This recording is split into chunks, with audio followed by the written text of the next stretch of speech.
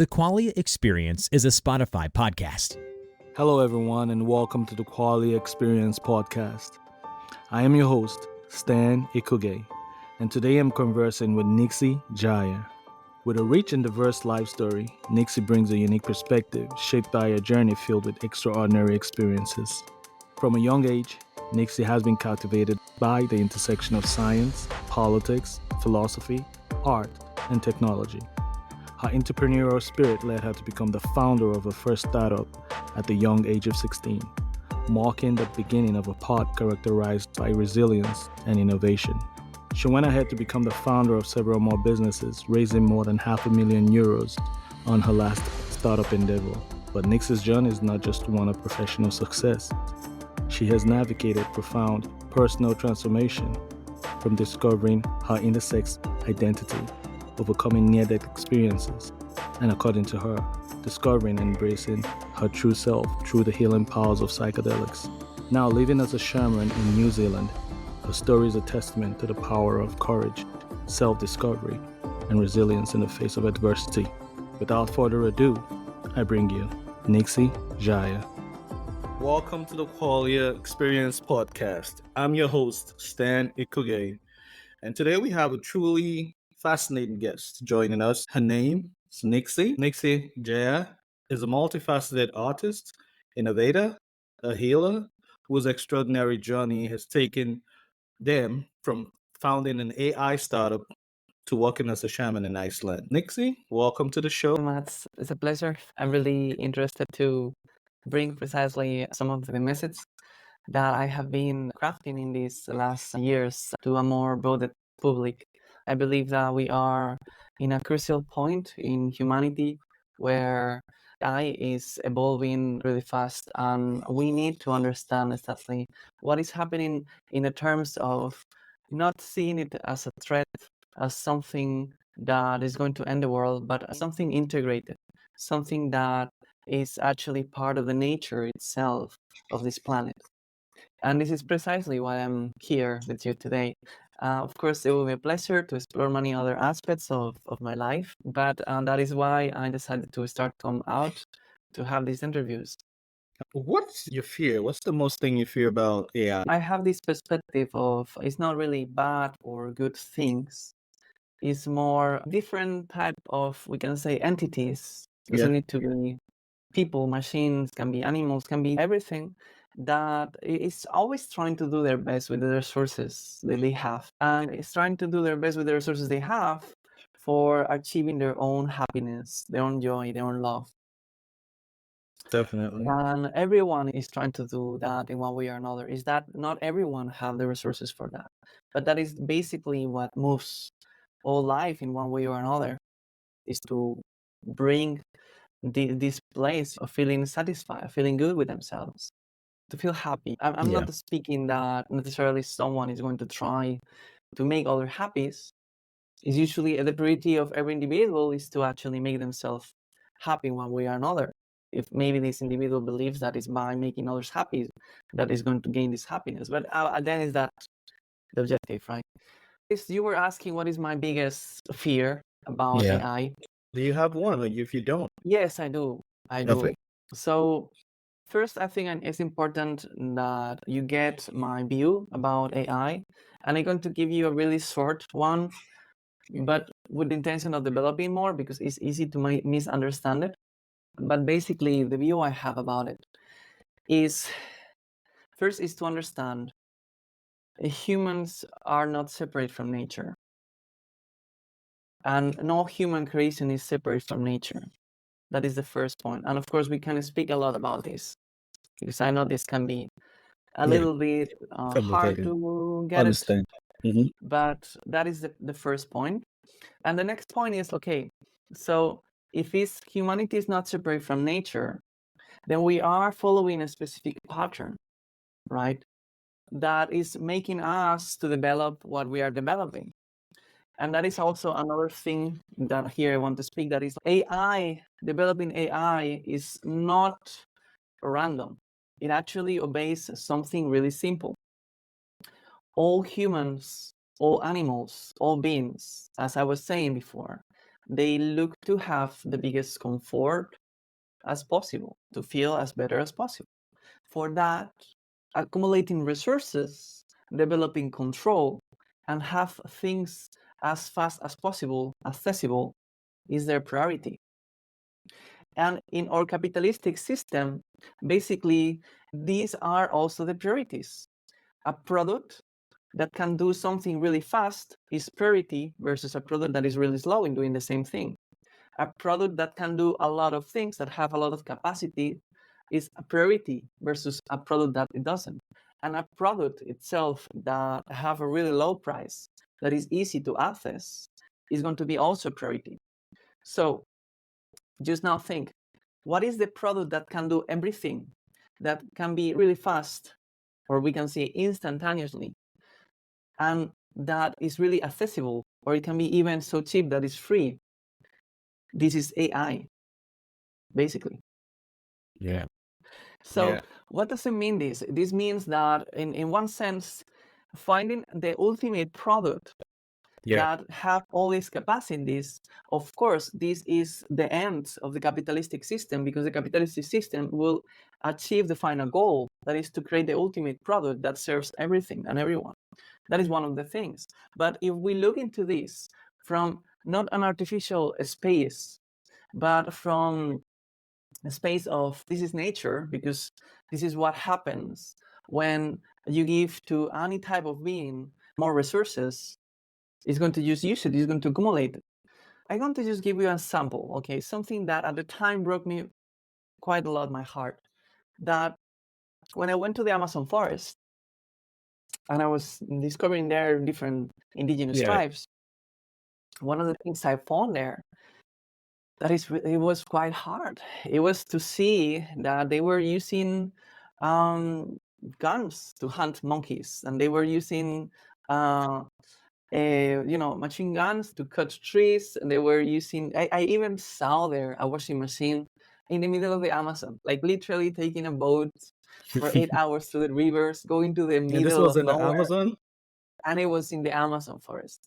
And then you can ask yourself, why the hell they will have something like that? It's simple. They're going to have a lot more advantage. They're going to have more possibility to survive. It's going to have an easier life.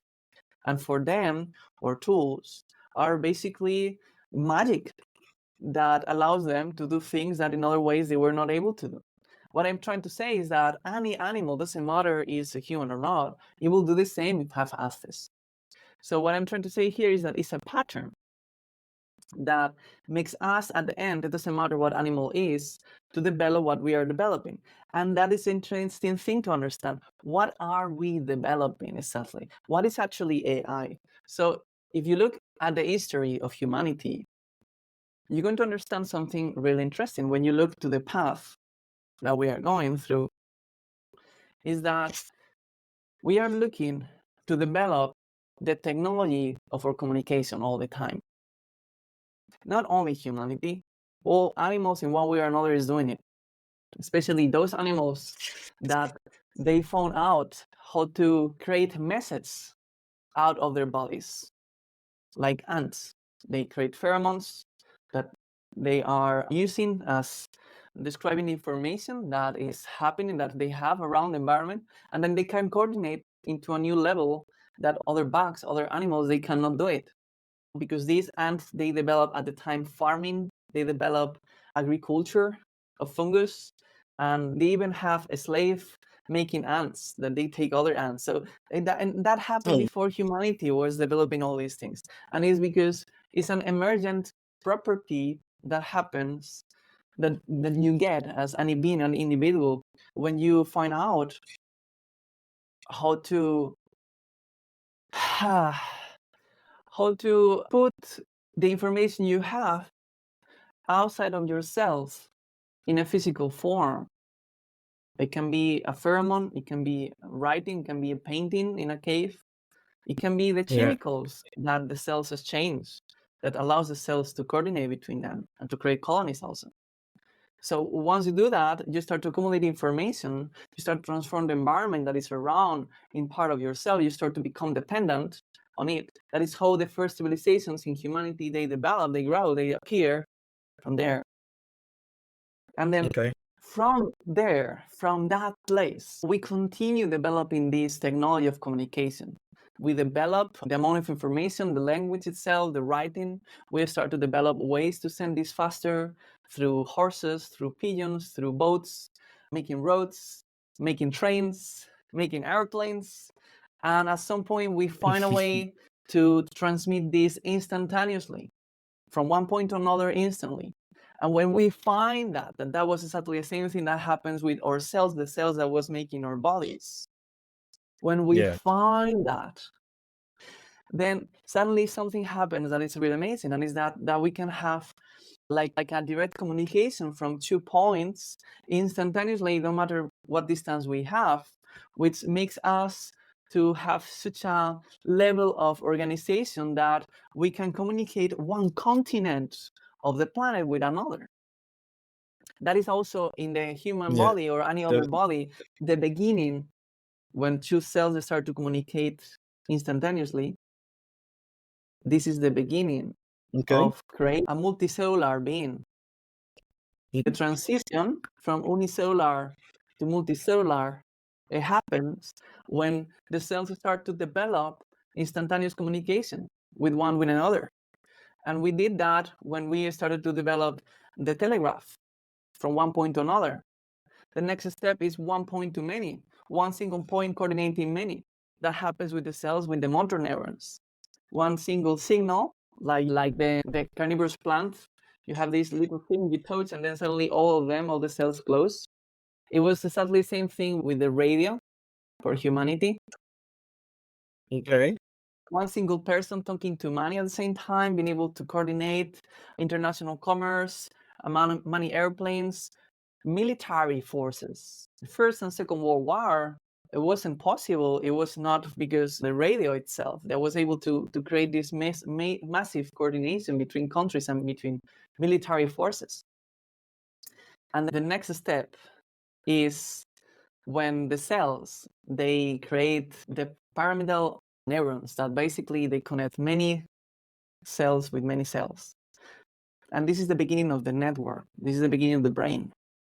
And the same thing happens with humans when we create internet, connecting many to many, and of course parts that are processing this information. And when you create the network, doesn't matter if it's in the cells or if it's in humans, the network starts to absorb as much information as possible. Everything starts to become dependent on the information that the network has, because it's a lot more easy to access, more fast. And the information starts to get more and more, we can say, processed, easier to access. And it's a point where we create a model that gathers all this information. And this model is what we call AI today, that basically integrates all the information in different aspects to one single point, one single perspective, one single place. And this place can interact as if it's one single being. This is the beginning of a new type of being. Basically, what I'm saying here is that we are in a new stage of life. We are in a transition to become a planetarian organism, a completely new type of organism. And from that perspective, we can see AI as not something separate from nature, from humanity, or from the planet, but actually as the nervous system itself of the planet. What is my biggest fear? My biggest fear is that the cells of this planet will see AI as a threat. And if that happens, it will be like basically the white cells, the defense system of this body attacking their own nervous system. And if that happens, it will be basically the collapse. Like, that will be really bad. So what I'm trying to say is that what actually makes me scared is not AI. What makes me scared is people scared of AI. I'm going to explain to you a little bit better this.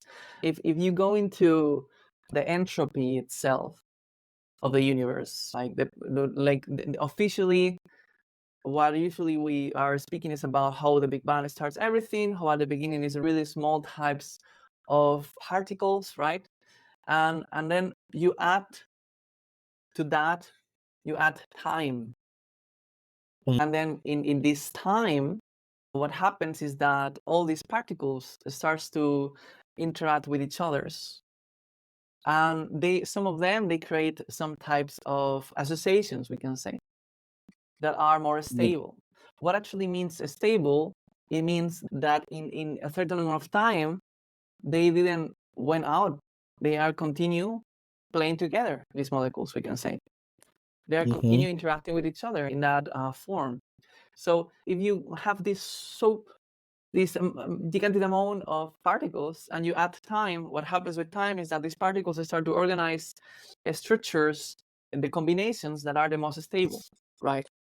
Then they have more chances to survive in time.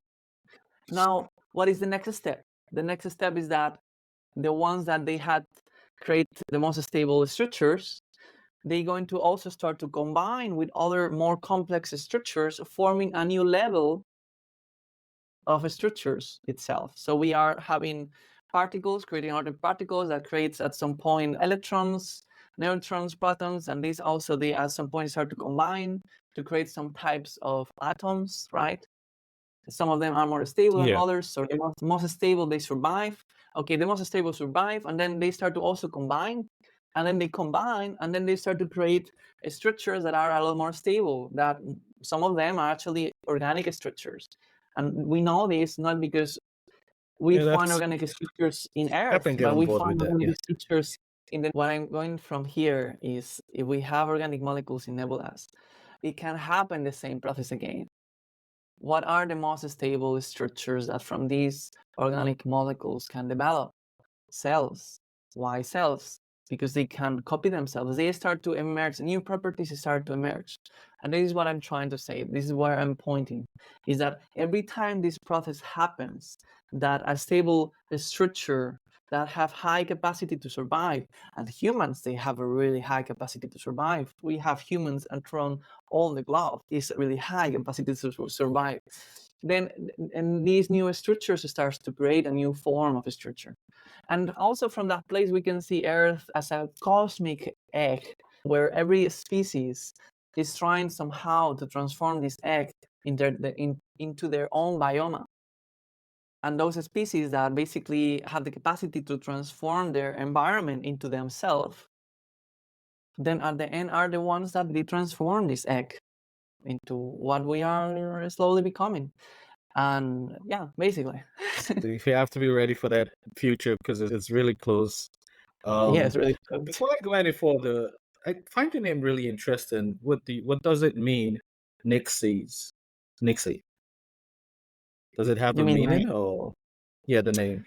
So my name is Nyx, NYX. Okay. And at some point, some people started to call me Nixie.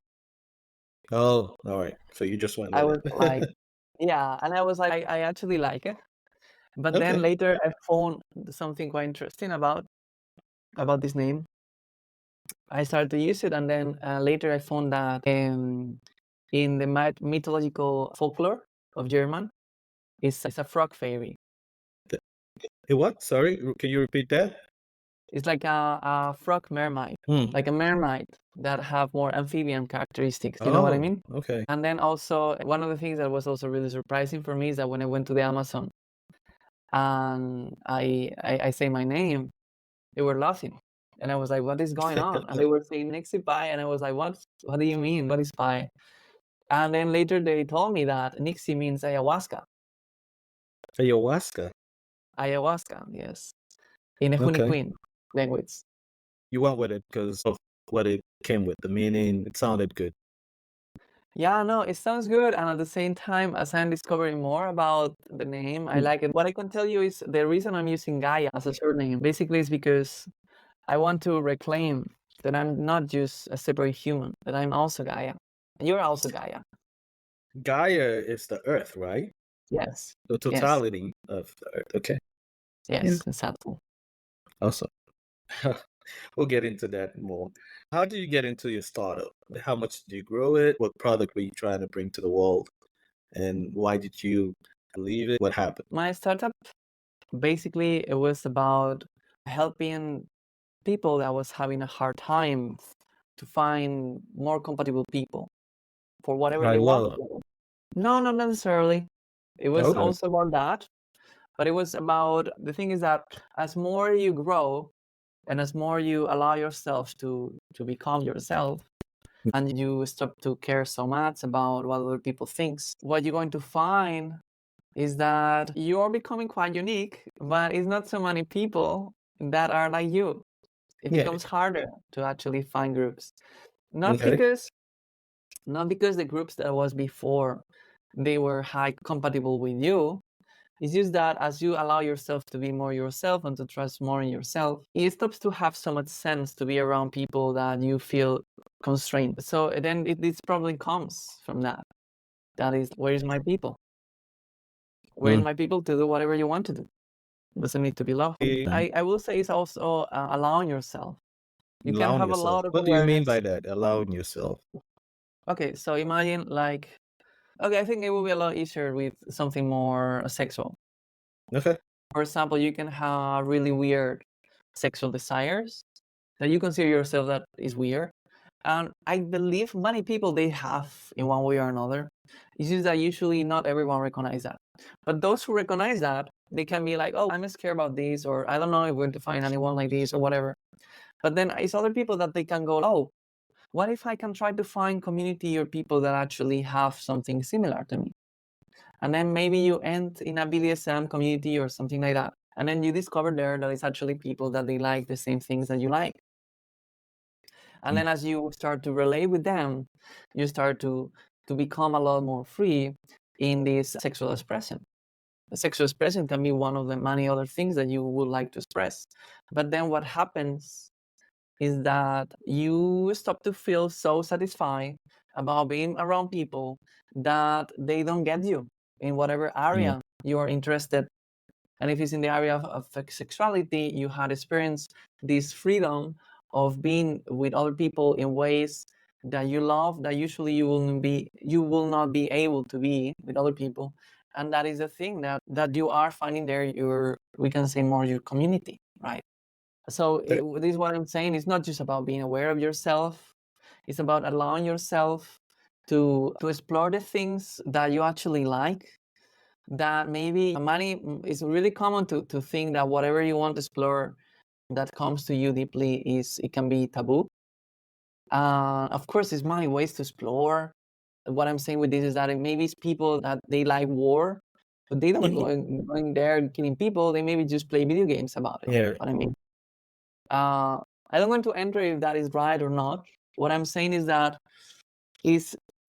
what is interesting is that by exploring our deepest and allowing ourselves to connect with other people that are also exploring that, you can start to have this sense of freeing yourself, of becoming more yourself instead of trying to follow the norm. Basically, that is what I'm saying. You become your own individual, basically. You know yourself. Just, can I put it that way? Or Yeah, and you discover a lot more things about yourself that before you maybe will not knowing. was that the kind of app you were trying to develop, the AI? So the app I was developing was basically an app that was an AI that was having the capacity to recollect, we can say, points of information. And when I'm saying points, is it was capable of getting all the likes you have on Facebook, all the likes you have, all the videos favorites that you have on Spotify, on YouTube, on Instagram, all the networks. You were able to give all this information to this network. And then this network was able to do something really interesting, that was actually to understand that when you are liking a group from Facebook of music, that was the equivalent to a certain group of music in Spotify. So it was not matter where this information was coming from. It was able to recognize what were we can say the notes of the things that you were liking. And then this network of likes was being compared to everyone else that was in the network. And then it was able to understand not only the people that they were the most similar to you in terms of the things that you like, but also people that they were the most compatible with you, because it's not the same, through different questions that the network was making to you. And also it was very interesting to see how the network by understanding the people that was the most compatible with you, it was capable of predicting from all the information that this network has recollect from internet, what was the information that was the most interesting for you, that you were not knowing, that it wasn't popular. This was the equivalent to literally having a big group of friends that they like exactly the same type of music than you, or movies. And then imagine that you can ask to these 100 friends, tell me, what are your 5 favorite movies that I don't know? What is going to happen if you ask this question is that they will tell you 5 movies that you will have really high chances to like. But this is a process usually we cannot do in real life easily. But this network was able to do it. It was able to do it because it was able to recognize what was the people that was really high compatible with you in certain areas. And then being able to recommend to you the things that you don't know that these people was liking a lot. Oh wow. Mhm. Yeah. That's amazing. Looking through your resume, I did do a little bit of research into your past, and I'll start from 2013 to 2014. There's a lot before then, but I'm not going to go back that far. But you did serve as Chief Technology Officer in Kumko online education platform. And then from 2010 to 2014, you founded Q Now. Did I say right? Yes, that was actually the name of the company before transforming to Nekuno. When this company was only able to do this through questions and not still able to do it with information of your networks. It was developed like 17 years old. You were 17 when you had that. Okay. That's the one that transformed into Nakuna. Yes. How did it end? I know you told me a little bit about you having issues with your board of directors. Can you Yeah, go into a well, little bit? Just briefly. okay, so briefly, like many things happened, honestly. It was not just one thing. It was like, we can say like the perfect storm. Yeah, because in one hand, I had a near-death experience myself. Okay. And this you when you were creating this app. Yes, that was during that time. And it was, that also happened a product of how, as I was developing this startup and I was receiving more funding, I was feeling more tight. I was feeling like as if I was like really forced to do and to follow certain schedules and to do, even when I was a CEO, you know, because I was dependent on the investors. So at the How end, much it did was you like raise? €500,000. That's right. So at the end, I was like, oh my goodness, I really need to put so much of my attention that it becomes really toxic for myself. I started to go really depressed because it was my project, but it wasn't anymore. It was not the way I wanted to continue. And one of the things I noticed also is that usually in all these startup world is a lot of corruption. It's not something usually people talks about it, but basically, because the priority is to make as much as money as possible, it's not only about pushing people to places that they don't want to go at all, but also doing things with information of people or other stuff that is not ethical. Many of these things doesn't come usually out. But we have the scandal of Facebook with what happened, for example, with UK and many other things.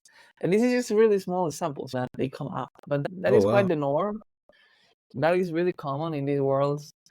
And it's precisely because you have this dynamic of people that is giving a lot of money to people that they have a lot of potential, but they don't have a lot of resources. That is why they are asking money. And then the users that they are using these platforms, that basically it doesn't usually matter if they are paying or not. The information is money. And when you prioritize the money itself of any company, things like OkCupid transform into Tinder, or Couchsurfing completely being cutted, Couchsurfing the platform. Yeah. Like you can look into really beautiful projects that they started at the time really well, and then they become X. You know what I mean? Yeah. Okay. Yeah, to morph into something that you would never recognize. It wasn't the way it started. It just ended up to become a monster that wasn't the plan from the get-go. Just because you have investors and they're all about the money and it doesn't matter unethically gets, I see. So you Yeah, basically left at that point, and how did you leave? And that was making me quiet. But after that, as I say, I had this near-death experience that completely shifted everything for me. That was a moment in my life where I was able to see, that the only thing I truly wanted is just to be happy, okay, how was to and to be free, to if be you don't myself. mind, is it okay if I ask what the near-death experience was about? What happened? Yeah, sure. That is a quite interesting story also to tell. But I before going to there, I just want to mention that was not the reason that the startup ended. Okay. Because what happened is that after I had that, I started to change and to modify and to make things in a way that I was making myself to feel a lot more comfortable with everything. And at some point, we were having 4 investors interested. Yeah. We were going to close this, and then COVID happens. In Spain, the way that the market reacted was to basically freeze everything. Was like freezing everything. So what happened is that these investors, they were like, oh no, now we have the pandemic and everything, we cannot even meet. And then that happened in a moment that I was literally in the limit of Mm, using almost the rest of the money I was having the company. So that was actually how this company died at the time. mm. But going back to It's a near-death experience. basically this was when I was 24 years old, Mm, so around almost 7 years ago. And basically I did that year my third Vipassana retreat. And in this retreat of meditation of 10 days in silence, I found out inside myself something that it was really hard for me to accept it at the time. That it was that I was valuing myself, I was loving myself by how much I was giving to others. So I was the only way to feel loved, the only way to feel myself worthy was by how much I was giving, basically. And that at the time was making me to be someone that was giving to themselves really little. Like literally when I was having this startup, I was the employee, we can say I was the CEO, but I was the person who was getting the less amount of money mm. of all the people in the company. Precisely because I was having this attitude of giving everything I was able to Yeah. the benefit of others. Sacrifice and everything. Yes. And I thought that was what was good to do. But then what I realized in this retreat of meditation within myself is that was precisely what it was not allowing myself to be happy. And when I saw that, and I saw that actually this was a mechanism that was something that it was introducing me when I was a child, because we go to school and they're asking us, what do you want to be when you get old? And they are telling you all the time, think about the future, what you want to become, right? Because you are not nothing, right? It doesn't Yeah. count that you're a child. Is this we can say programming they put into everyone in one way or another about that you are worthy for what you give. But for me, that was something that I got it really strong in myself. And then what happened is that when I found out, I got into a existential crisis because I saw that my whole life was defined by this. And I was like, I don't want to continue being me. And what happened then is that a little bit after, like some months after this, my sister, she saw me a video, Bufo practitioner. Bufo is considered the most strong psychedelic in the planet. It's also called the God molecule. Basically, what he was describing is how he was super addicted and having really bad life and having money problems, relationships, everything. It was terrible life that he was having. And then a friend recommended him to take this medicine. And then when he did it, what happened is that he experienced himself dissolving completely, dying, and basically becoming one with the universe, with the infinite, with God. And then when he came back out of that, he was a completely different person. He left everything that was having before, like all the drugs, all like toxic relationships that he was having, all his life. He just quit the job, everything, and he started to be really connected with himself, really alive. And when I hear that history, I was like, what? This is crazy. That's something that you take, that you smoke, can do something like that, you know? And I remember getting really scared. When I hear that, I was like, fuck, it sounds interesting, but it sounds so scary. Yeah. So I was not really interested on it, on trying it. I was like, okay, yeah, sure. As if it feels like something that I may do at some point, maybe. But I'm too scared for doing this right now. So you were afraid what I might was happen afraid of dying. of dying. Okay. And because this was described as you're dead, as dying, Oh. literally. Hmm. And dying and born again, basically. So I was quite scared of that. But a deep part in myself was knowing that I was need that. I was precisely needing that. And then I remember I told to a friend from the north of Europe. And she said to me, guess what? He's had it. I have it here. If you come here to visit me, you can try it. It has changed my life also. And I was like, what? How What? was that? So how was that a near-death experience? Did you die when you took it? And then how did it feel? Or did you feel like you died rather? At some point, it happened. I did it. And Okay. I remember something really interesting. And it was that at the beginning when I was trying it, because I was trying it, and nothing was happening. Yeah. And then I was like, wait, what? I guess I thought this was like really powerful. And my friend was like, I don't know what is happening. Why is not working with you? But it's not working. And at some point, I realized that the reason it wasn't working, it was because this was not just taking something. This was a choice. This was something that I was need to actually look for. So it wasn't something you can try. It's something you go for it. I guess probably the reason it was not working, it was because this is a hormone that your body also produces. Usually produced in big quantities when you are dying. Oh, wow. Because that, I was probably what was happening is that my own body was blocking this hormone because I was not ready to die. And then later, after some days, I felt this really deep, strong calling from all my being. I remember having this déjà vu about that this was something that was happening. And then I remember I asked to my friend, and she gave it to me. She didn't wanted to sit with me. She said, here you have everything, you do it by yourself. And I was like, wow, okay. Anyway, I want to do it. I remember how scared I was. But at the same time, I will remember how important it was for me to free myself, to do this step.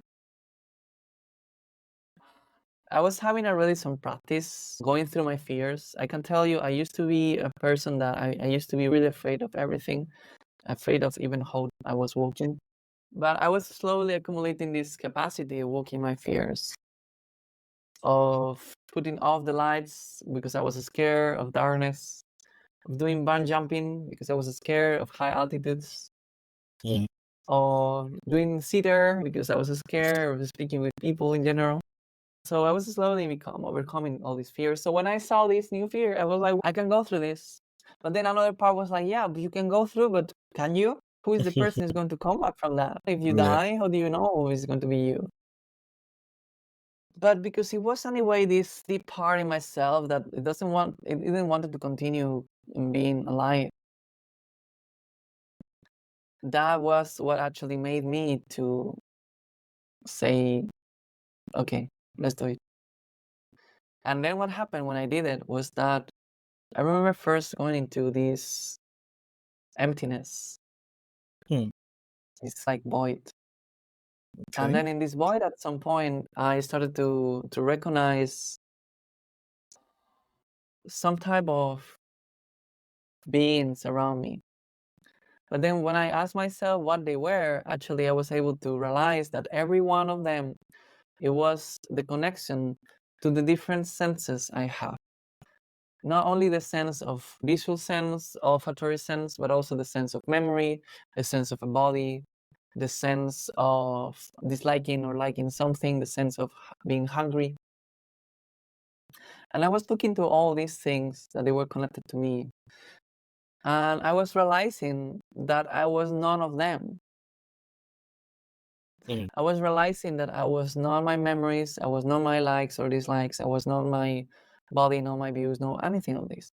And then as I was realizing that in a really clear way, I look inside and I asked myself, wait, if I'm nothing of this, who I am? And then I saw inside deeply and it was nothing. And then I realized, oh, this is who I am. I'm the present moment. Okay. I am the moment itself who is Just observing. okay. So not actually something, but everything. It's not everything, and yes, it is. It's nothing at the same time. Just a Where is the moment. present moment? Where is the present moment? That's pretty deep. We might have to explore that a little bit more later on. We'll break it down, but Sure. yeah. So what happened is that as I realized that I was nothing of this, and I was just a present moment. In the moment I just realized it, and I recognized it, suddenly this explosion of light come, and I was just in pure light. And Wow. everything behind just disappeared, just went away. I went there to a different realm, a different place. I don't know where I was. What I know is that at some point, after what it feels like no time, I went to a room. And it was like a white room. And in this white room, it was like some inscriptions in front of me. Between that inscriptions and me, it was like a machinery with a hologram. And in this hologram, it was the hologram of, in 2 dimensions, of a humanoid clown that was dancing. And as I was looking into it, because I left behind everything else, but as I was looking into it, I started to download the information of this reality. And I started to download that I have a body. And I started to feel how I was entering into this body. I started to feel how I was born into this body. And I remember entering, I remember how I was breathing, how I was like this, what, I am alive, you know? And at some point I opened my eyes and I was like, what? I was speaking a completely different language that no one was understanding it, but it was my language because I didn't know anything from the life I was. And I slowly to start to understand the things. But first I was like outside, I was just feeling the floor, I was just touching the grass, I was just breathing and feeling my lungs, and I was like, my goodness, I'm alive. I'm alive. Were you able to recognize anybody around you at that point? No.